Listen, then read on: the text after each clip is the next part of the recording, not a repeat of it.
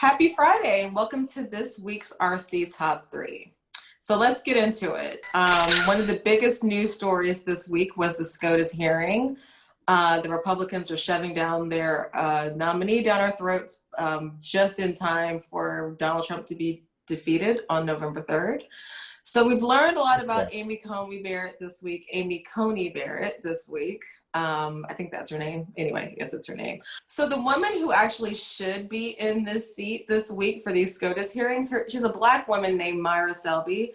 And in 2016, Obama appointed her to the Seventh Circuit, but Mitch McConnell blocked it. And so now we're stuck with Amy Barrett.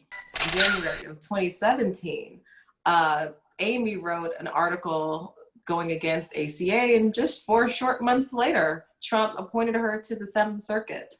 I'm sure that's just a coincidence, though. We learned that she doesn't know what freedoms that we're afforded under the First Amendment, so that was a fun thing to learn. She basically refused to answer most of the questions that anyone asked her. We found out that she's an originalist, which means that she interprets the Constitution back at a time when only land-owning white men had any rights or vote. So that was good to hear. But honestly, I guess it doesn't matter, because if she's confirmed, which she most likely will be, unless you are a white cisgendered white male, then you won't have any freedoms or rights anyway. So there's that. And so for me, yeah, that was headline on the news all week. Also, what was on the news is COVID, of course. But what I really found most interesting is, apart from the politics, as a citizen, as a human being that really wants to know what I need to do to be safe, there was just so much noise around it. You've got the Trump campaign using an ad, misrepresenting what Dr. Fauci said, him arguing about that.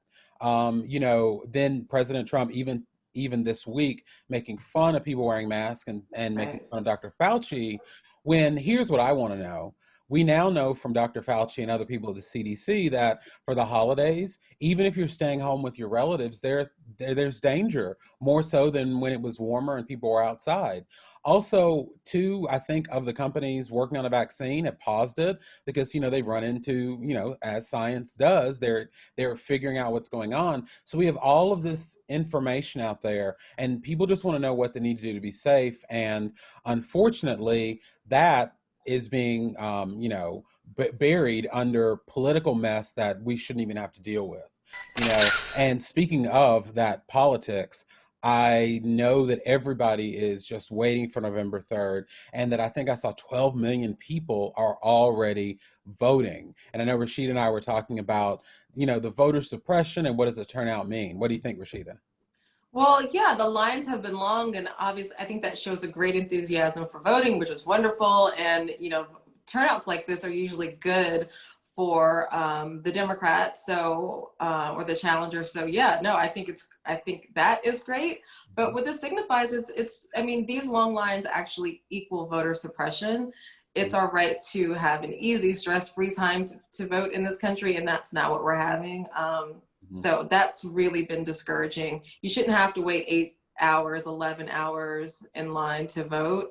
I'm thinking about the people who can't take that time off and what that means for them. So that part is really dismaying.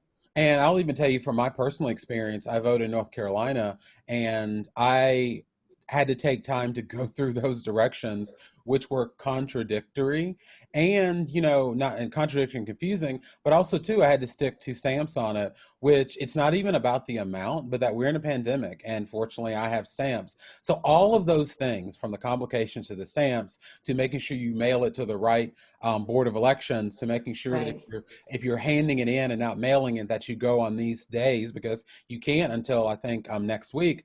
All of those things are obstacles, and we really shouldn't have that. Voting should be easy, because we need to It know should be.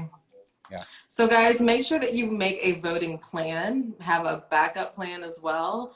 But make sure your voice is heard, because we need change in this country. So Have a great weekend. have a great weekend, guys. Bye-bye.